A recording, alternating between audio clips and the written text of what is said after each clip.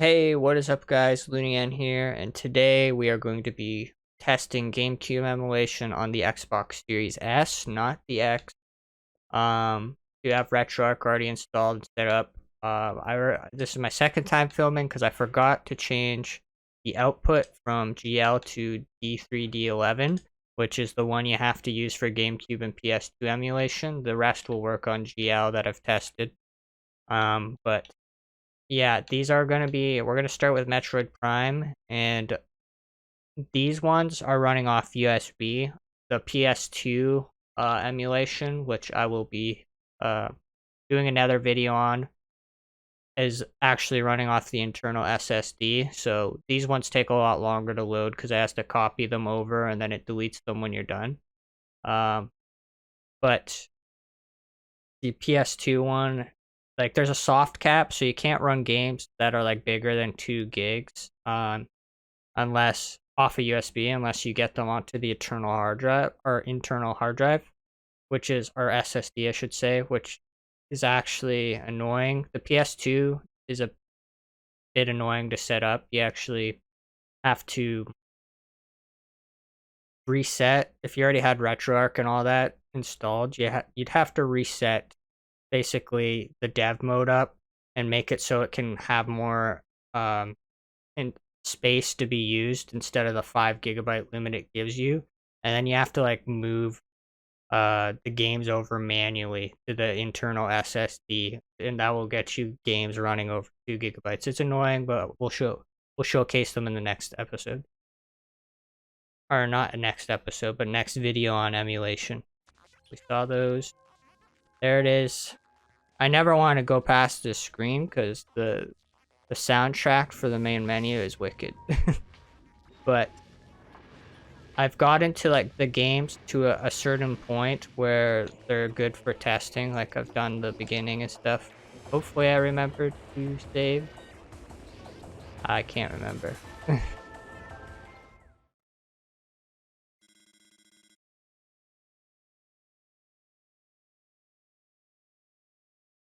Metroid Prime's one of the better emulations. Like GameCube, it runs pretty well, but there's like stutters here and there for Metroid when like so much stuff is going on, or like when you has to load stuff behind a door. I'll do like 5 minutes. See, there's a little bit of stutter there.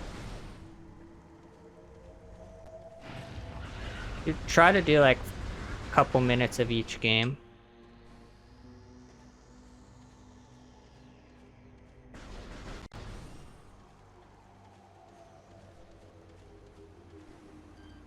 But yeah, I'm just at the point now where I've lost all my powers after like the first mission of the game, the little tutorial there. So I can't charge blast and stuff like that.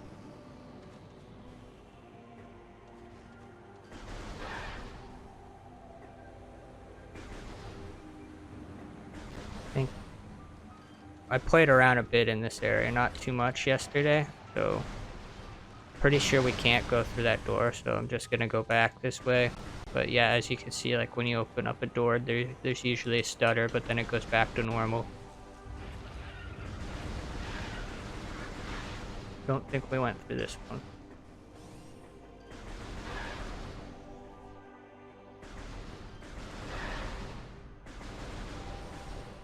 But it's not like how you can do it on PC where you can like change the resolution and all that. You're basically just getting what it would look like on GameCube. Like you can't change the resolution to and like higher frame rates.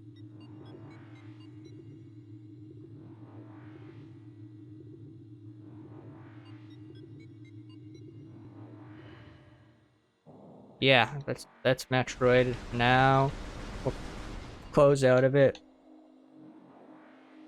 And because it's running off a USB, sometimes the app crashes when I close the content and I'll have to reload it.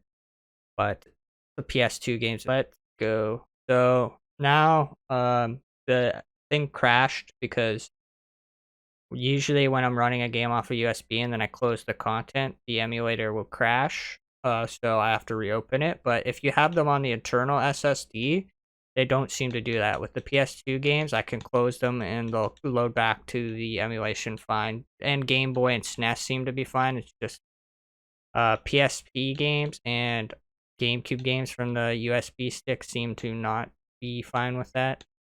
Anyways, we'll try Super Mario Sunshine next, and here we go. There we go, Mario Sunshine has finally loaded. Takes a bit off the USB, like I said. But you probably won't notice any of that because I will double the speed of loading. Anyways, here we are. I have gotten one Sunshine. I beat the tutorial there. I got it to the point where we can just start the first world, or first level, the actual first level. The GameCube kind of confuses me though, because the B button on the Xbox gamepad is the A button, and then the A button is B. You could change that if you wanted to remap stuff, but I'm kind of fine with that. I just have to get used to it every time I play GameCube. But yeah, Bianca heals.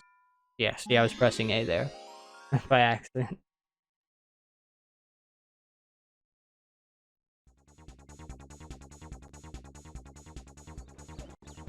A little bit choppy in this opening cutscene here.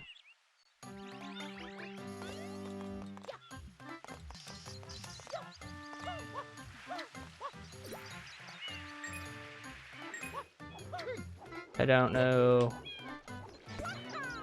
I think there's like a...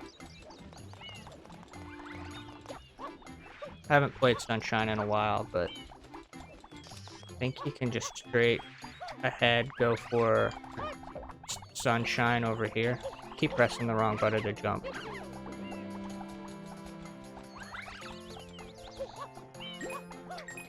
Instead of going and clearing that right away. Oh, I just got stuck in the ground there for a second. I do the twirl. There we are. So yeah, it just takes a bit to get used to the controls unless you remap them.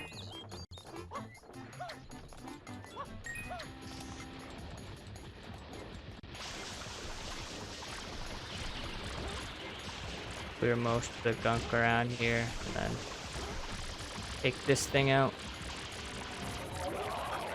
But there really hasn't been any performance issues, really, besides like the opening cutscene there. Everything seems fluid, runs well. Thing's gonna hit. Too good. No, look up. There we go.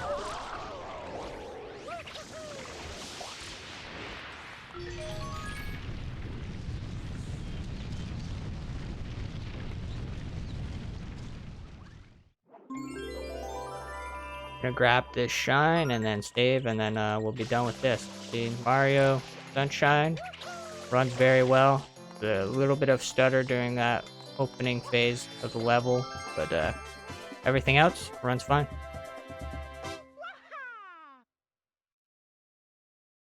Save and quit.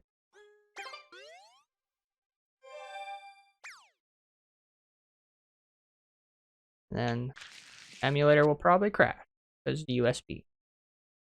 We're going to run Luigi's Mansion.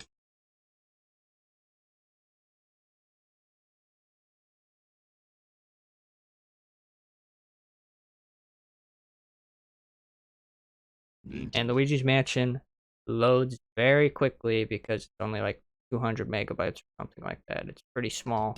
Even off a USB, it loads quick. Select our save. Oh, press B there again. Always used to hitting the A button. We're going to the mansion.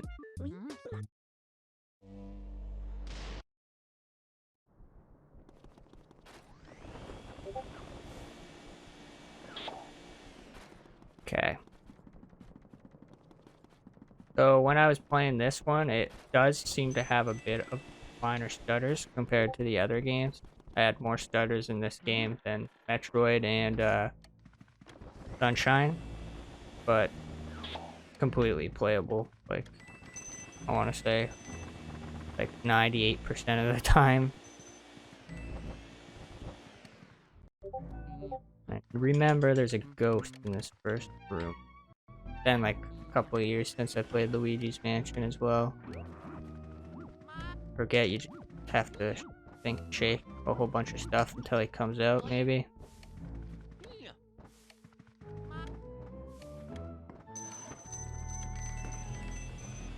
Oh, maybe it's you blow out the candles. Yeah.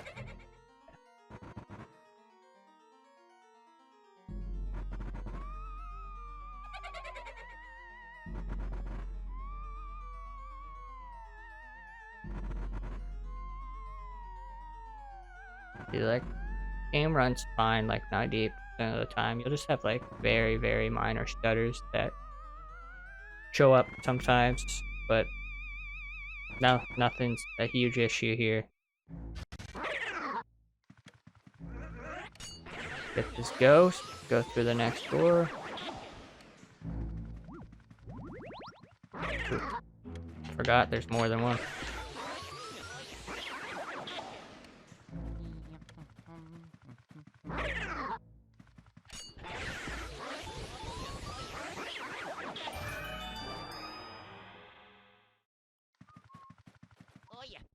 I did in the beginning, I forgot to mention this when I did the tutorial on like some of the main menus, or when you're with EGAT and then talking to him in his laboratory. I did notice that Luigi's face was not fully rendered in. Like, you could see his teeth and everything, and his face was just a buggy mess a little bit. But yeah, that's it for Luigi's Mansion, and we will be on to the next game. Alright, Double Dash is now loaded, and I think this one ran very well as well. This was like the first game I actually tried. It's gonna have to make more memory though, because when I added PS2 emulation, I had to get rid of all the data. So this is one of the games I haven't played since I had to reset up everything. But just be Mario and Luigi, why not? Classic. And we'll play the first track of the cup to get a good idea on how the game runs. I probably shouldn't skip those, because you probably noticed stuttering if it happens there, right? But no, I'm not the greatest Double Dash player, but I will try to win the race. At least beat the bot. I think I picked 150 cc's. So quickest we can, and I'm going everywhere, as you can see.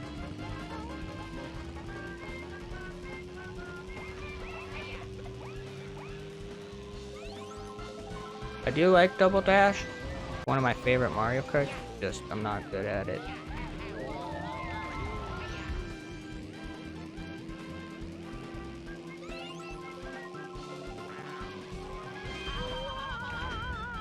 My skills need help, or need more time to develop. I need to play this game more.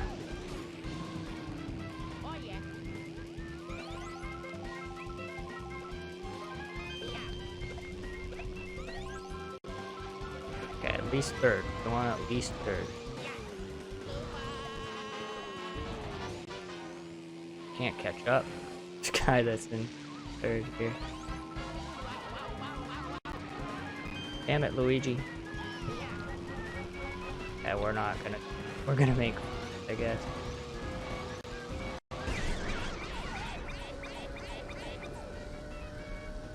Not even. We got some competition here for fourth. The Lost Cause.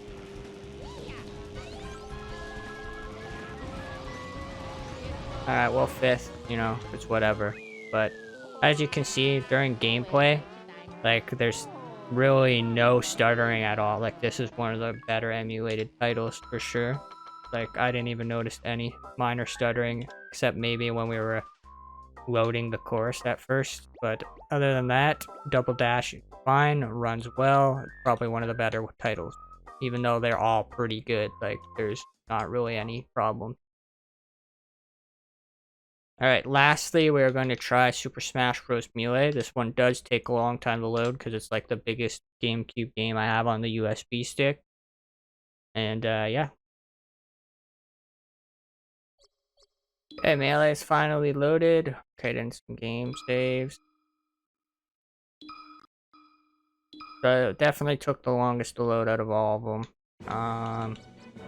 So I have found with, say, fighting games, like Soul Calibur and stuff, the ones I've tried, usually it's a bit stuttery for the first bit, but if you keep like selecting the same level and stuff like that, it will actually iron out because it won't have to load everything in, and it will just remember, oh hey, it's the same level. I don't know how it works, but yeah, so it becomes less stuttery. But even like now, it's pretty good. And I guess he's already dead. Kill him. Press start. So basically, this is becoming one of my favorite emulation devices. Like, it used to be the Wii. It's pretty good. I used to emulate a whole bunch of games there.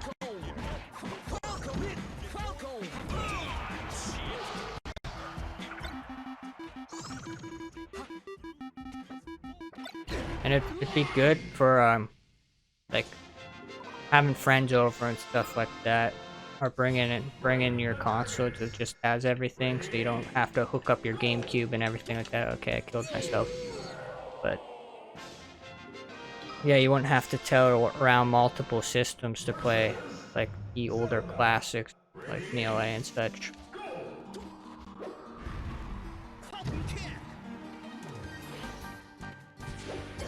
A lot easier to remember, like on Metroid and stuff like that.